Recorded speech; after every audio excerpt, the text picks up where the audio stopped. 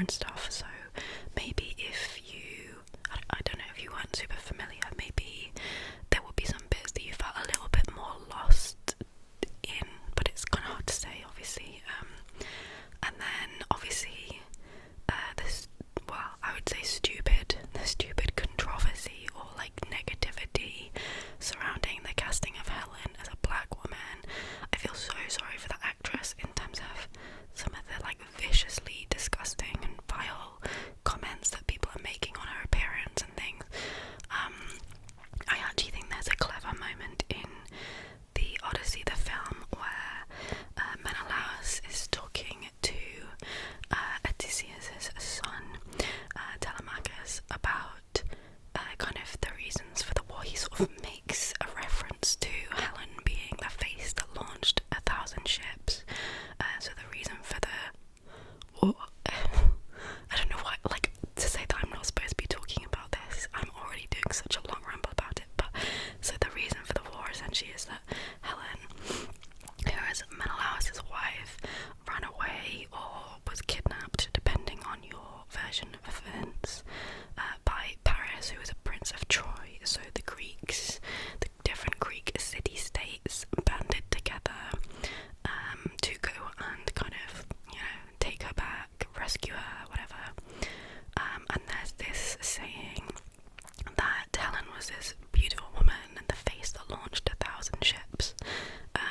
But I really liked the fact that in this film they were sort of mocking that in terms of what he said about, you know, it was actually, that's just a cover for the fact that it was greed and power and ambition of particularly Agamemnon, who is Menelaus' brother. That was the reason. Like, he just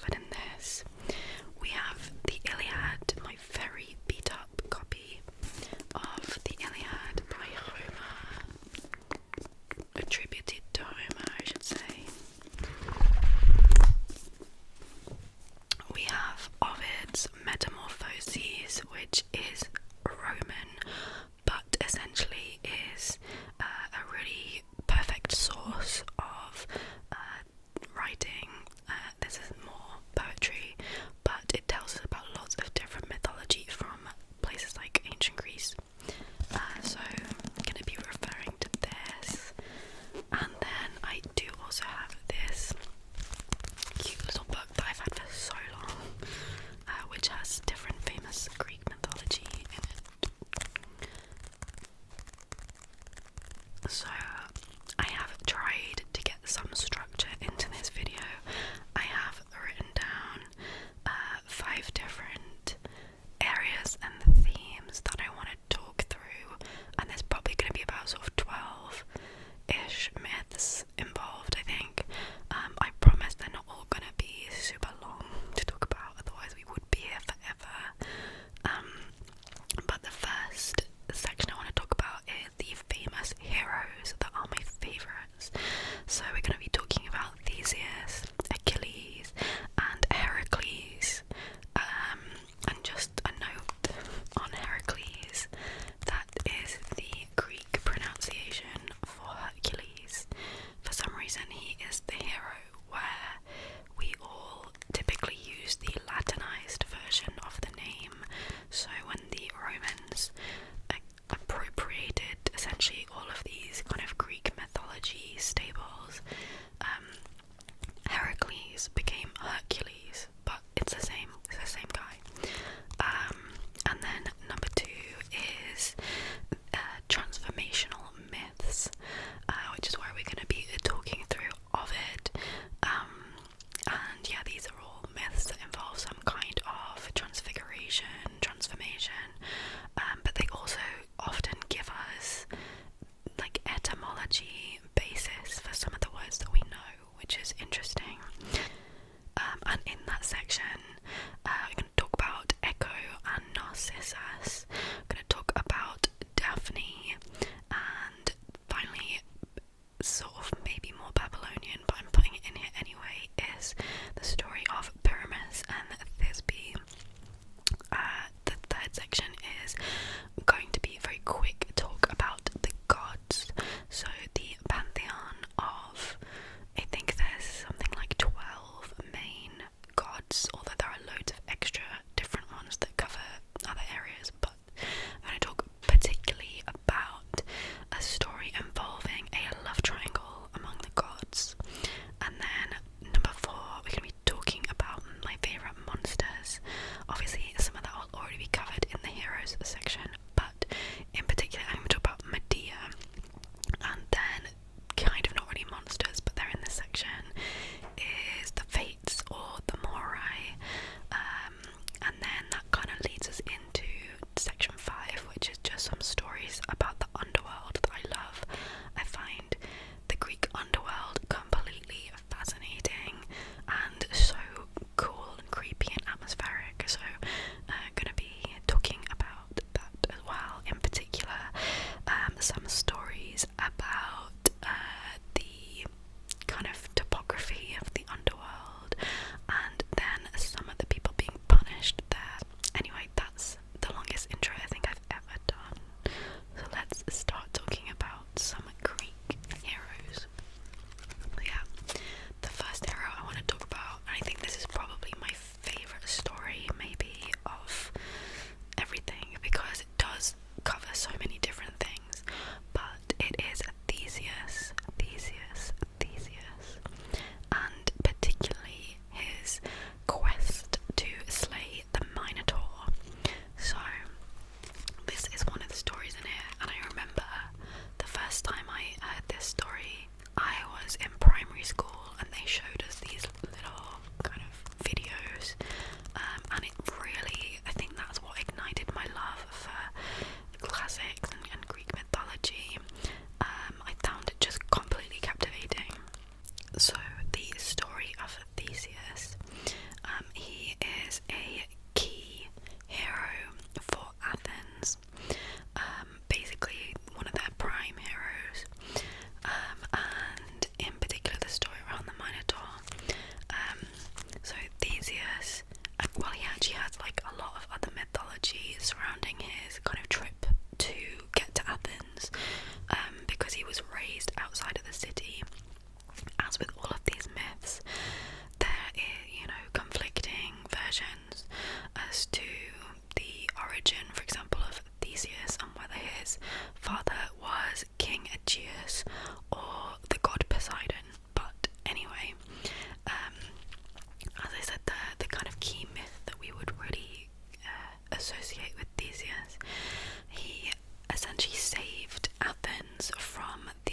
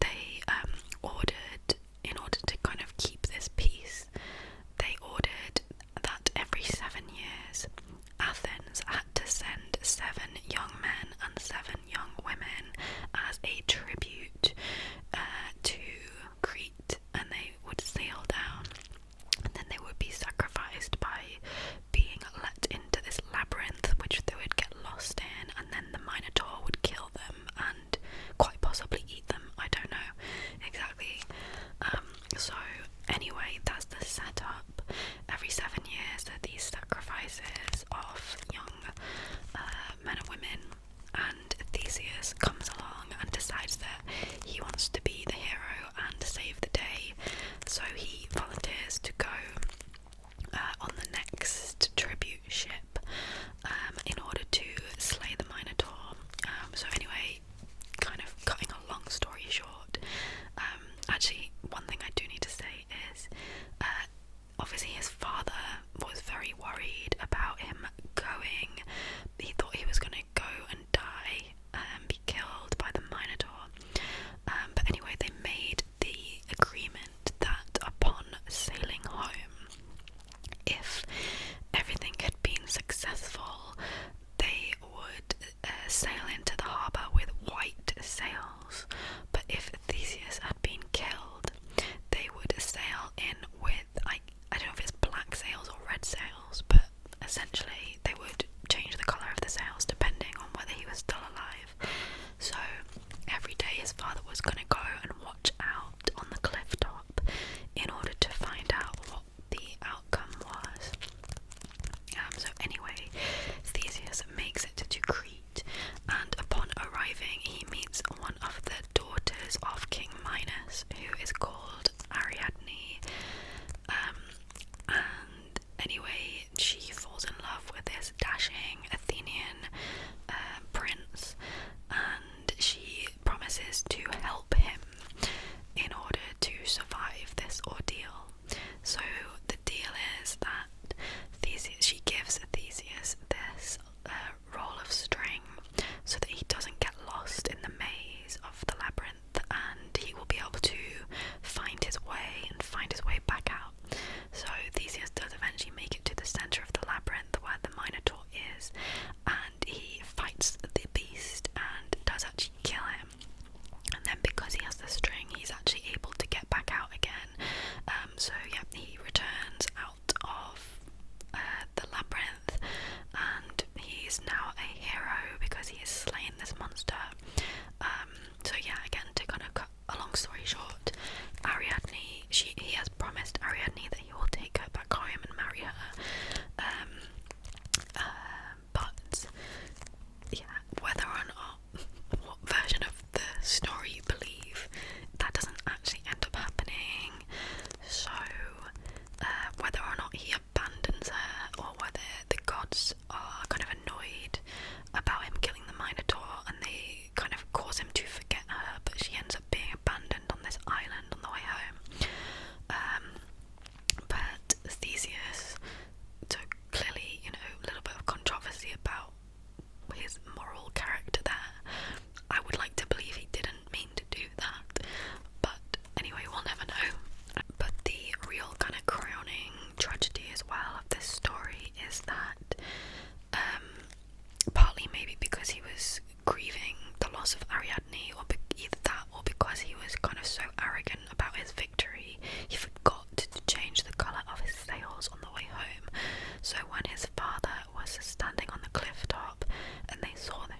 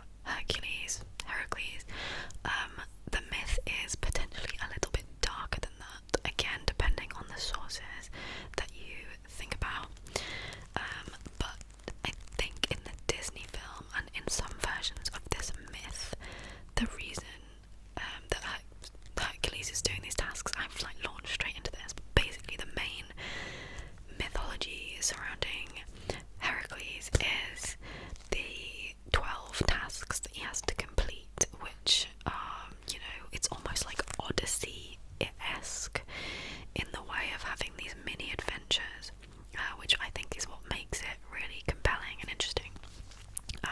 But the reason that he's doing that, I think, in the Disney version is in order to prove that he is a god and a son of Zeus, who is the father of gods, the main head honcho of the Greek pantheon.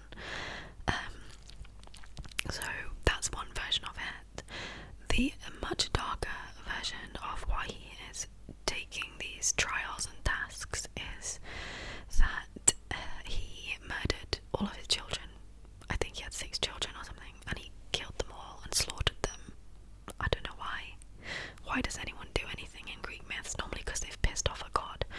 In fact, that's probably it, because I think Hera, who is Zeus's wife, was really annoyed. I mean, she's been through it. Hera has really been through it because Zeus is not faithful. He sleeps with everyone and anything he possibly can. But anyway, one of his dalliances and affairs resulted in a baby, a little baby boy, and I think Hera probably did some kind of mischief that made Heracles kill his kids. I don't know. But in order to kind of make things right, he's doing these 12 trials. And I find it really fun trying to remember them all. I can never remember them all. I can only ever remember about 4 or 5, I think. But I do have them in here, so I'm not gonna read. There's like a massive section on him. I'm going to just kind of list off the trials that he does. Obviously, again with Theseus, there is a lot more mythology surrounding Heracles than these, but this is what he's famous for and what he's known for. So I think from memory it's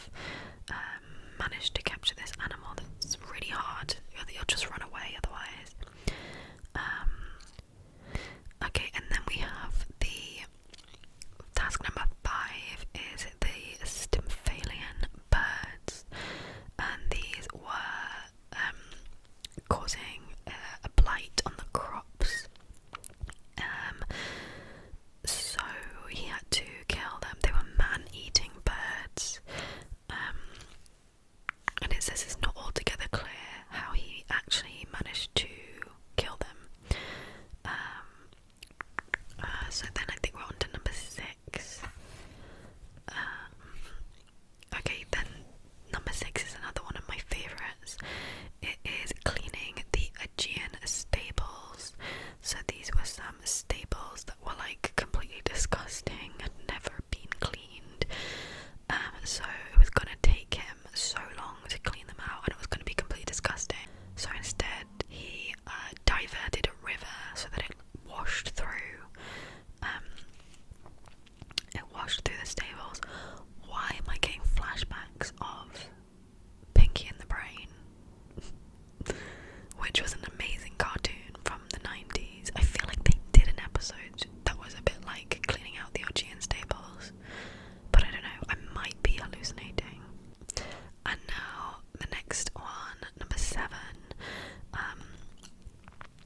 This is another one of my points about interconnected myths, because the 7th task was to capture the Minotaur, but not kill it. So he captured it and then released it afterwards. So as you can tell, Heracles and Theseus were of a similar-ish time, and they both predated the Trojan War. So if you think about Odysseus and Priam and Achilles and Hector and Paris, and Ajax and other, Agamemnon, those kind of characters, these guys are a couple of generations before that, I think.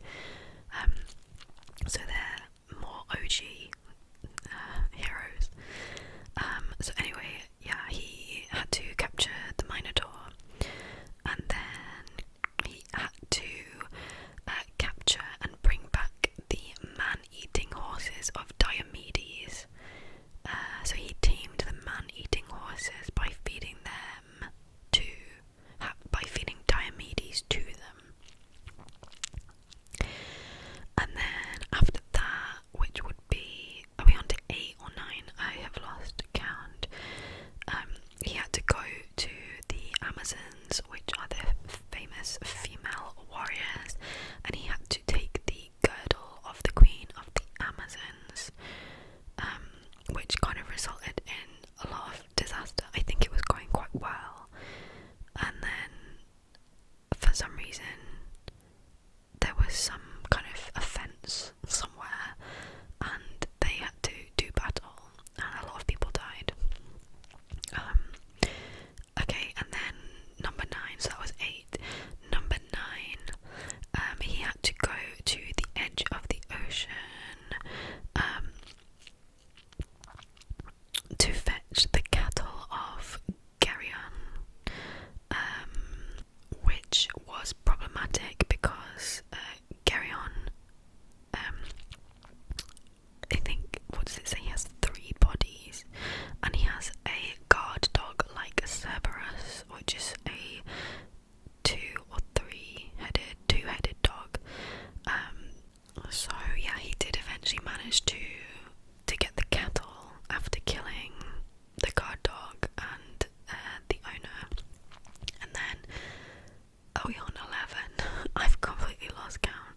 I think we're on 11.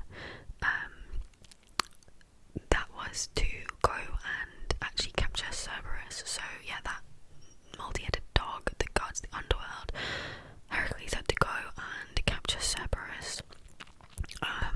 So he had to descend into the realm of the dead, and he managed to get the consent of Hades and Persephone to borrow the dog, which was quite a feat. He must have done some silver-tongued talking in order to persuade them. And then finally, the 12th task was for him to go and bring the golden apples of the Hesperides, and these apples were the source of the gods' youthfulness and their eternal youth, and they grow in a garden at the end of the earth. So once again, he had to journey out to the ends of the world. It was guarded by nymphs called Hesperides, and also by a serpent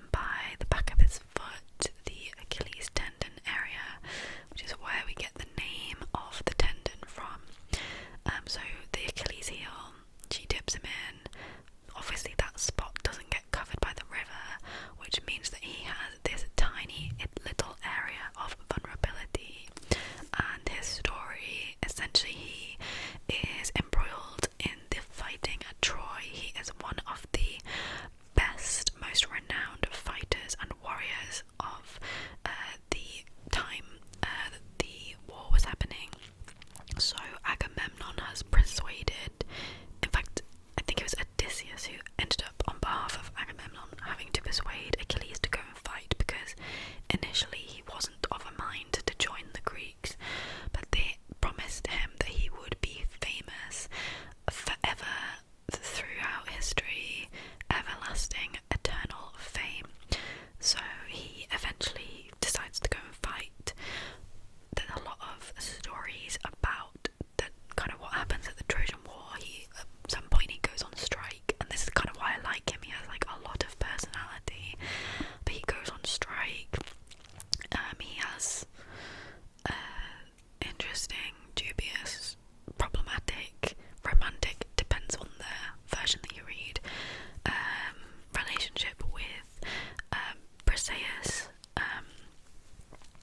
who is a princess of Troy who ends up being captured, and Achilles takes her as a war prize.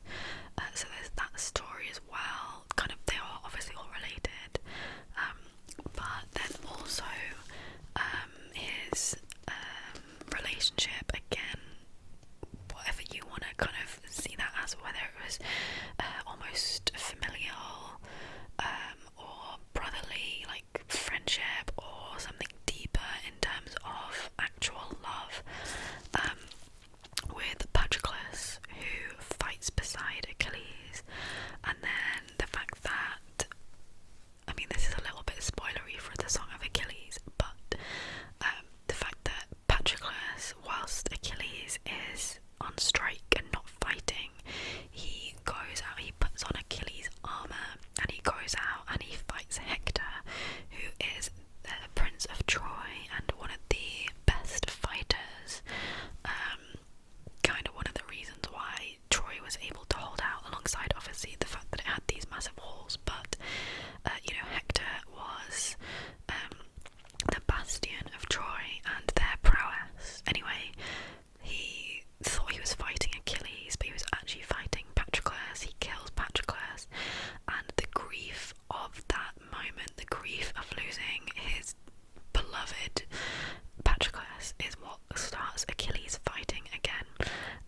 So during the kind of final moments of the war, when the Greeks have managed to get inside the city of Troy, Achilles actually gets shot by Paris with an arrow, which just manages to pierce the back of his heel, where that one vulnerable spot was, and he dies. He dies there in Troy fighting.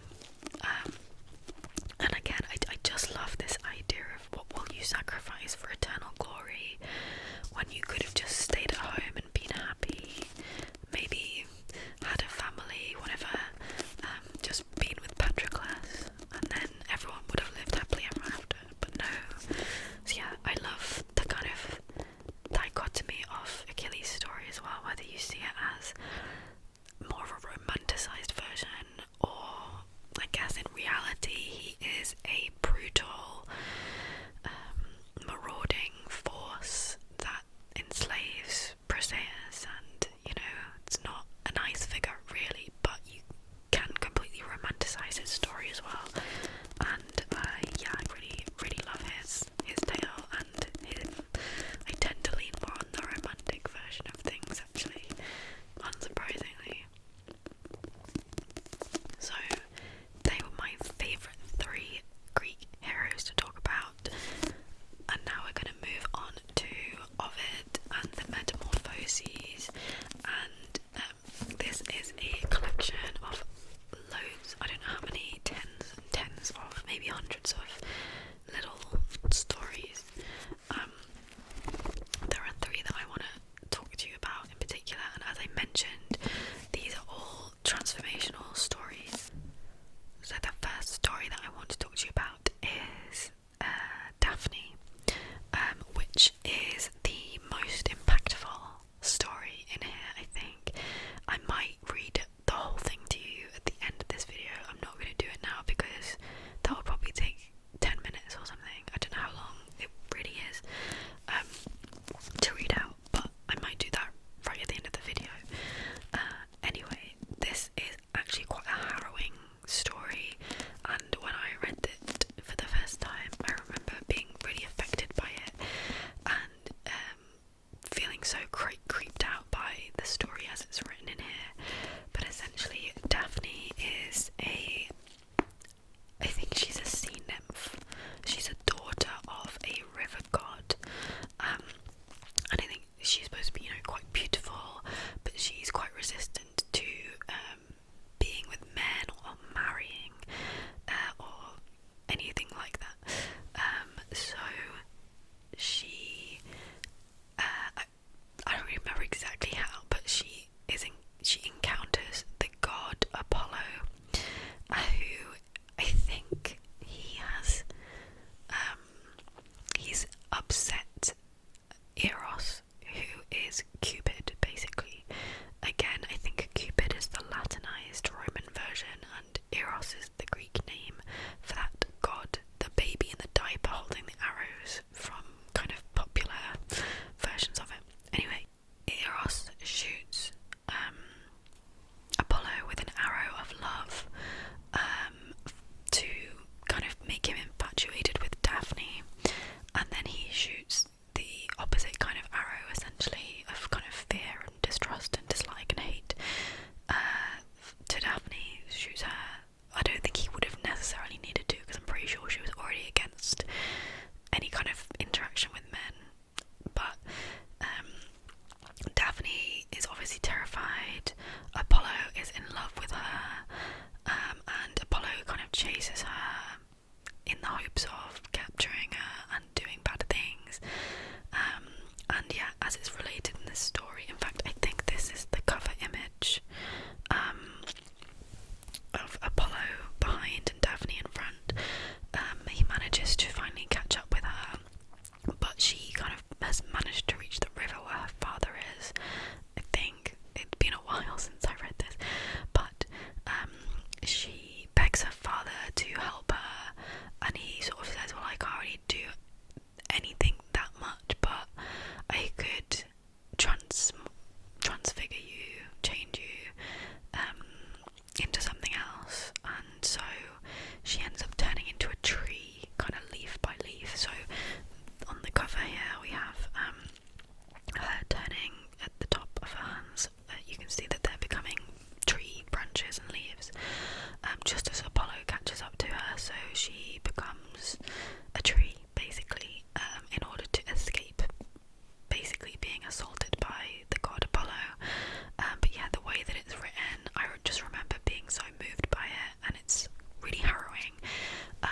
Obviously there are a lot of kind of Greek myths that involve sort of rapey vibes, let's say, particularly with the gods. I mean, the story of Ganymede is pretty horrific. There's loads of other awful things that happen. I mean, Pasiphae and the bull is another example, but oftentimes they're almost kind of so ridiculous when you hear about them, that you can kind of just sort of pass it off as like more like ridiculous Greek mythology. But hearing the story of Daphne written as per it is in Ovid, just kind of brought it more to the harrowing side of things and the horrifying side of it. So yeah, that one really stuck out to me from this book. Another tragic story is Pyramus and Thisbe. So, as I said, this is actually, I think, Babylonian properly, but obviously there are interchangeable kind of myths that I'm sure this would have also been pretty famous in Greece, and obviously it made it into Roman culture because it's been written about by Ovid.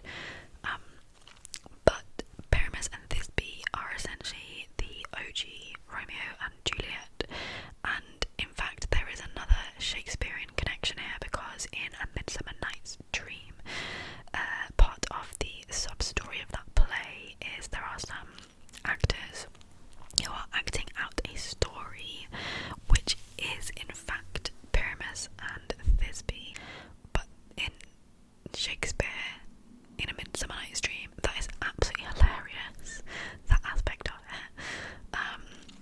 I don't read it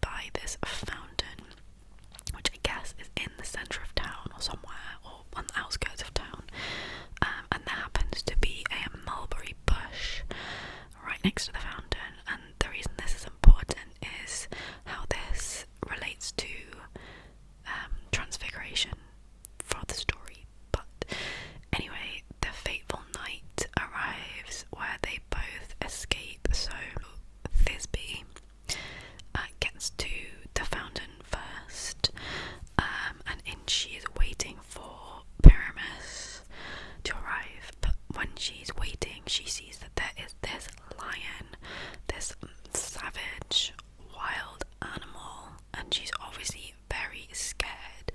It seems to be coming to the fountain after having eaten, so the animal is covered in blood. And she's obviously terrified. She thinks she's going to die, but she manages to kind of take off her cloak, her travelling cloak, and kind of distract the lion with that, and then run away. So she goes and hides by this mulberry bush, and then basically waits it out while the lion has a drink, and then the lion kind of rips apart her travelling cloak, the thing that she used as a distraction technique, and it gets this cloak all bloodied, but she's kind of hiding in the bushes and the undergrowth, waiting for the lion to leave. And then Pyramus comes along, and she's still hiding. I think she's obviously not watching what's going on because she's a little bit further away, and she's just kind of trying to wait it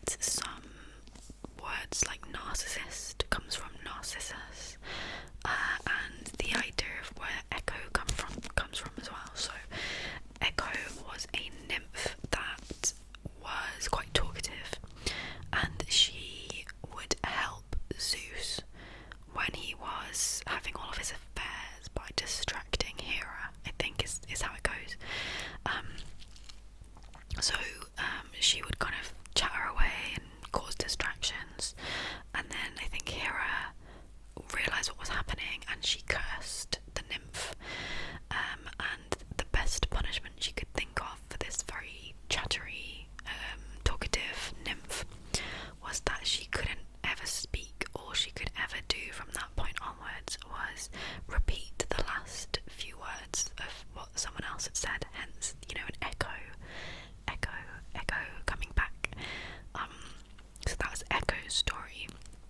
And then Narcissus, the idea with his story, and particularly how it's kind of combined with Echo's, is he was a very handsome young man who wasn't really interested in other people too much, but Echo, who is kind of fled to the forest, sees him and falls in love with him, but because she's been cursed, she can't speak to him. She can only repeat what he said. There's this whole back and forth where that there's kind of this dialogue going on between them, but eventually Narcissus sees Echo for what she really is, this nymph, and he's kind of disgusted with her.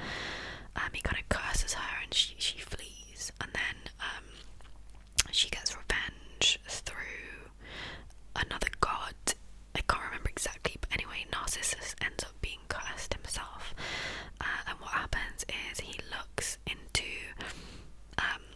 this pond, this lake, and his curse is that he's gonna feel the unrequited love that she felt, Echo felt, and when he sees his own reflection back in this water, he falls in love with himself, and basically gets rooted to the spot because he's so amazed by this beautiful man, this beautiful appearance and visage in the water, and he kind of stays there, and I think he transforms into a flower, which is, I guess, the Narcissus flower, which droops often. You would find it drooping over water, next to water. So the idea is that this plant is his form staring at himself continually in the reflection. So yeah, he essentially turns into this flower. But yeah, that's, I guess, the root for also narcissist, someone that's kind of obsessed with themselves and only thinks about themselves. So yeah, obviously another story that does not have a happy ending. I don't think many of the Greek myths have a happy ending, but I do find those three particularly fascinating and interesting. Anyway, on to the gods next, and this is going to be much shorter. I think we're going to get quicker each section. Don't worry, we're not going to be here for hours and hours longer. But my favourite thing about the gods is how messy they are, and to illustrate that, there's the story of Ares and Aphrodite and Hephaestus. So Aphrodite, the goddess of love, and she is married to Hephaestus, who is the god of the forge, and they have this marriage, but she's the goddess of love. Of all the gods, considering how unfaithful all of them are, she's obviously going to be cheating, isn't she? Let's be honest. I don't think Hephaestus is cheating. I think he's very much in love with her and wants to have a monogamous relationship, but Aphrodite is having an affair with Ares, who is the god of war, and now there is some debate as to whether or not they are actually siblings, which would add in a whole extra layer of interest to the story. But oftentimes I think the Aphrodite is said to be born of sea foam, after one of the titans, I think gets castrated, and then he gets castrated in the water, and basically the sperm comes out into the water, and then Aphrodite rises out of the water. Another lovely story from Greek mythology there. So I'm going to choose to believe that Aphrodite and Ares are not brother and sister, because that makes this a bit more palatable. But Hephaestus is obviously concerned they are having this affair and cheating, so in order to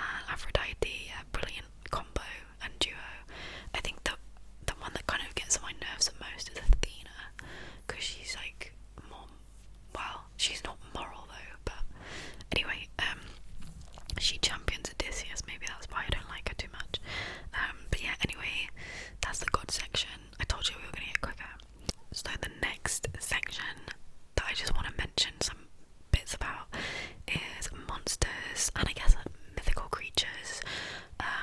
There's so many interesting ones that you could talk about. Obviously, in the 12 Labours of Heracles, we have lots of monsters already mentioned. We obviously have the Minotaur, and then there are kind of more benevolent type creatures like Pegasus, the winged horse, who might also be related to Heracles. But again, I might be thinking about Pinky in the Brain. I don't know what's going on with that. But one of the most iconic Greek mythology monsters is Medusa. I just think she's so cool and, tragic. And this is another one where I think that there's some retellings and stories. There's one called I, Medusa, I think, that I really want to read. It is on my extravagantly long TBR list of books I want to buy. But anyway, Medusa. So another point of me saying, there's lots of different origin stories and different beliefs around who she exactly was, and how she came to being. But oftentimes she is portrayed as being more of a regular woman. I think she was maybe a nymph, or like the daughter of some kind of nymph or god, a river god or a sea god or a nymph like that. And then but yeah, so often we see her as this kind of regular woman who was then cursed into becoming the figure that we know as the lady with the snakes for hair and the stare that will turn someone into stone if they look at them. So the belief generally, I think, is that she was cursed, and this is why I don't like Athena. One of the reasons I don't like Athena, because Athena was a virgin goddess and didn't like people having sex. She cursed Medusa after Medusa was assaulted in one of her temples by another god, I think Poseidon. So anyway, Medusa was assaulted, and then, add insult to injury, because this was done inside the temple of Athena. Athena cursed her for sort of being part of this violation of her sacred virginal temple, which doesn't make any sense why the victim is being cursed. I don't understand that. But anyway, so she was cursed to have the snake for hair and the staring eyes. The thing that doesn't fully make sense though is that she does have two sisters, because she's a gorgon. This is what we call her type of creature, I guess, the gorgon. And I think they were the same, although maybe their stare didn't turn people to stone. It was just a snake hairs. So that might be, the curse might have just been turning people to stone.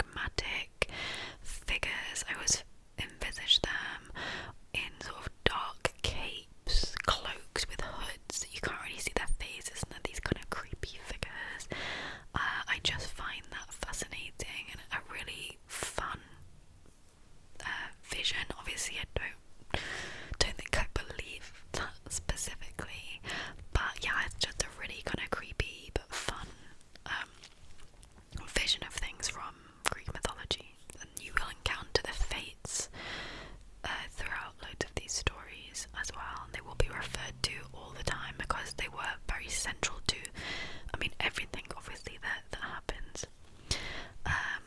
So yeah, we are on to our last section where I want to talk a little bit briefly, we've already mentioned aspects of it, about the underworld. So the underworld, where people go after death, and it is below ground. There are like different areas of the underworld, but it's overruled by Hades, so the god of death, the god of the underworld. He might not actually be the god of death, but he's the god of the underworld.